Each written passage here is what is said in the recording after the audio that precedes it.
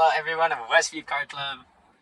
In order to try to promote manual driving, you got your manual driver himself, Ryland, pro, president, vice pres, all of it, secretary. And we're just going to do a quick tutorial about how to drive manual. Alright, so here's your shifter right here. As you can see, you have first, second, third, fourth, fifth, and then I'm special, I have 6. Actually, it's not special, but a lot of the cheaper cars only have 5. And then if you want to hit reverse on this car, it's going to be different on many cars. A lot of them you push it all the way or go. This one you push down, you go all the way, and then you're in reverse. Alright, so the first thing you want to try to do is move. So we're going to start the car, put ourselves in. Alright, so as you can see, my foot's on the clutch. In order to start the car, you need your foot on the clutch. Now, what I'm going to do is I'm going to let out the handbrake with my foot on the clutch and the brake. Okay, I'm going to put the car in first gear. Alright, and then something special about manuals is your bite point, which is basically where the clutch and the engine meet. Because when your clutch is engaged, that means that there's no power going to the wheels. It's removing it from the wheels. So, and then once you re-engage your clutch, your engine's then connected to the wheels and it's allowed to flow. So right now my clutch is fully disengaged, which means my foot is completely in. Alright? And then when you're just starting out, you want to feel like right there. You want to slowly let out where you start feeling the car creep and your revs drop. Like, see, I'm not even applying gas and the car's going forward. That's going to be your bite point. Okay? So now, we're going to, in order to start moving, you have your foot on the brake. You let out your clutch until you feel the bite point. Then you give it a little bit of gas, just a little bit, like very small. And then you put on the gas and you pull out the clutch at the same time. Okay, we're going to try that again. So, to start, you pull out the clutch, and then you drop the brake, pull out the clutch, and you add gas at the same time. And then something that may be alarming is if you drop the clutch too quickly. The car will be upset. Like that, and it'll just stall. That's how you stall, guys. If you stall, it's okay. Just put on your hazards, and then it'll let everyone know that something's off. And then you could just re-click the start, or you can reignite your engine. So just let out the clutch, add a little bit of gas. You can hold it here, and then once it'll kind of feel like the clutch is naturally letting out when you're putting in the gas. Because it's only up until a point, after the bite point, once you're fully engaged, it doesn't matter any of this in between, you can already start moving.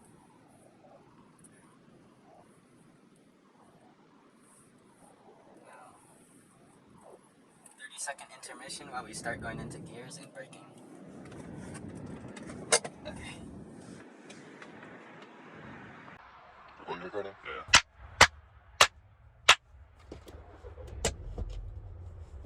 Alright, hello everyone. New segment, new POV. Over here, we're gonna learn about braking and shifting gears. So we already know how to get into gear. Simple, you're in first gear. You let out the clutch a little bit and you add a little bit of gas. You're starting. Okay, and then when you're braking, it's easier to brake while the car's in gear. Because think about the engine as being connected to your wheels, right? So when you're braking and your engine is connected to the wheels, you automatically make your car or your wheels much heavier. So it's a lot easier to brake.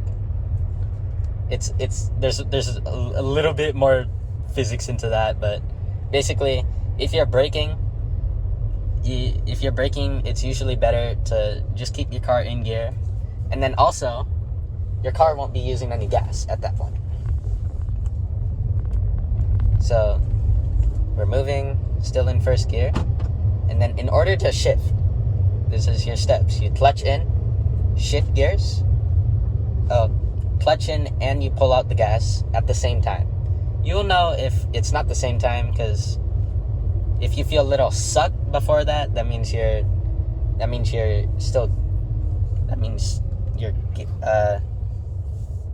pulling out your gas too early. And then if you feel if you disengage your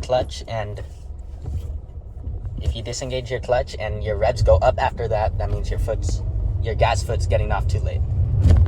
So in order to shift, release the gas, at the same time put in the clutch, shift gears, and then release the clutch. And then it may be tempting at first to be very smooth with it, and I do recommend it at first, for maybe first 1 or 2 months. Be smooth with your clutch foot so you don't upset the car. Right. But if you're normally driving, it's better for the clutch. It's quicker to just release. Right.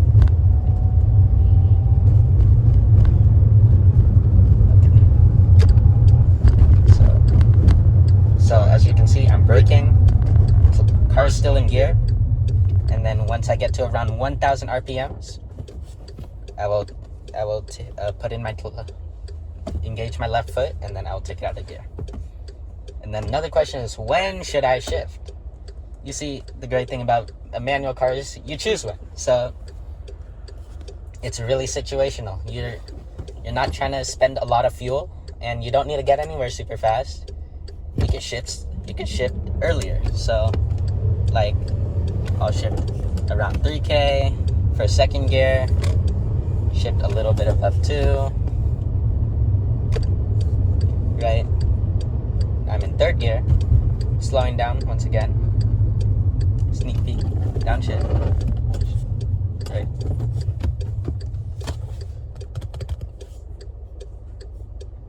Okay. So I'm waiting at a light.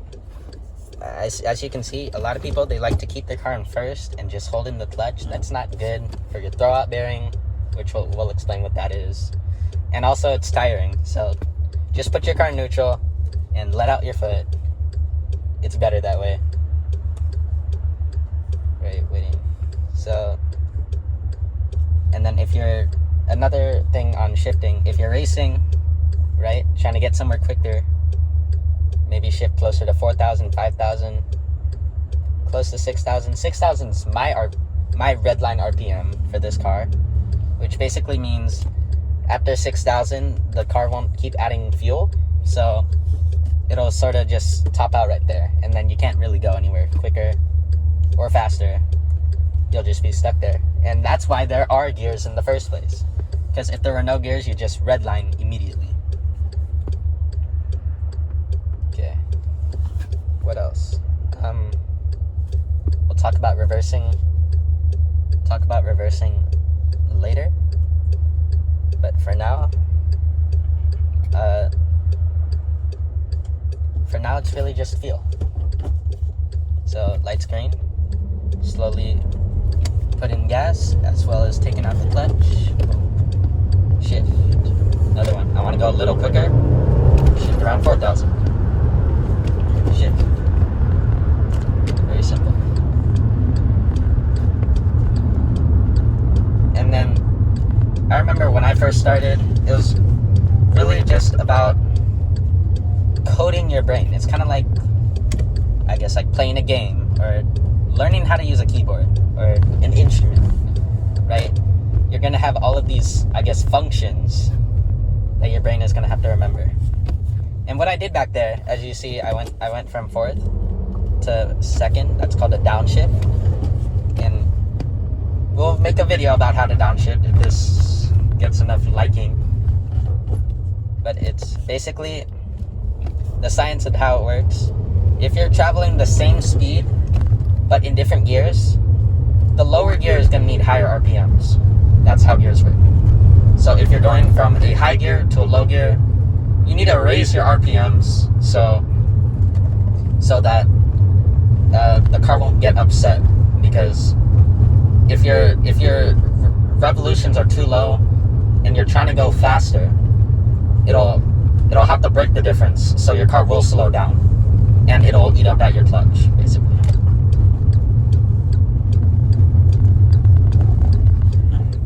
See, got to around 1,000 RPM, put in the clutch, put it in neutral, now we're starting.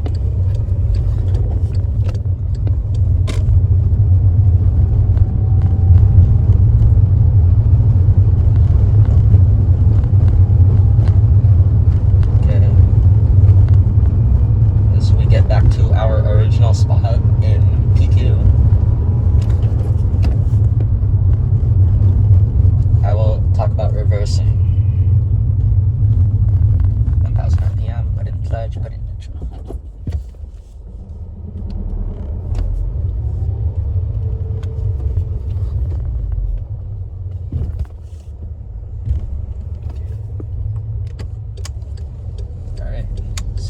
To reverse in a manual car. Just think of reverse as your first gear in the opposite direction, I guess. So I'm in first gear right now. I am going to have clutch in, foot on the brake, put my car in reverse, okay, and then let out the brake while letting out the clutch a little bit. Feel that bite point. And then slowly add a little bit of gas. But usually when you're reversing, you are going slower. So there's many times where I don't even use gas at all, because the reverse gear is shorter.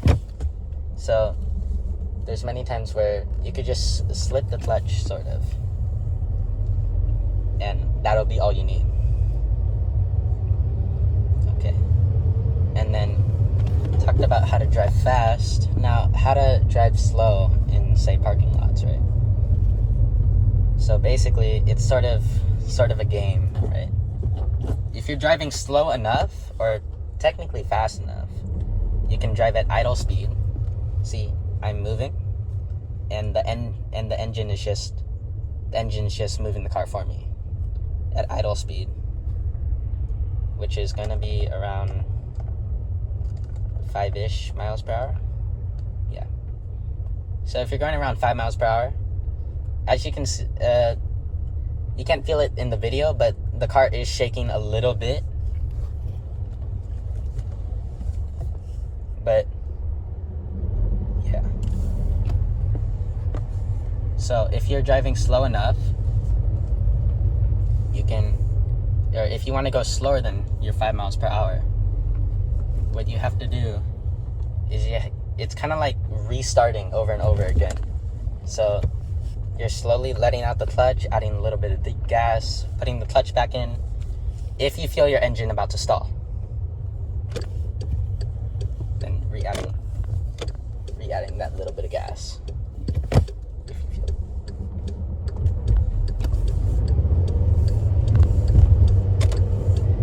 Like on this driveway here, I'm gonna slow down in first gear, put my foot on the clutch, go up a little bit, and then add a little bit of gas and engage in clutch. I'm gonna park in this spot here. See, let out the gas, or let out the clutch, add a little bit of gas. Clutch and gas go together.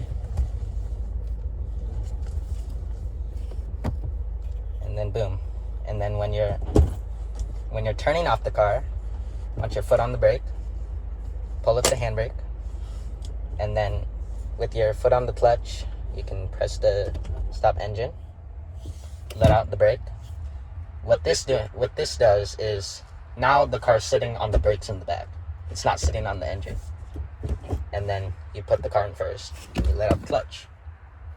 Now if you did it the opposite way, say I'm stopped, I let out the clutch, and I'm in first gear, and then I pull up the brake. Now the car's sitting on the engine, which is not good, per se. But the clutch and the engine, they do have a lot of friction, so they can hold the car still. Let's see, one more thing.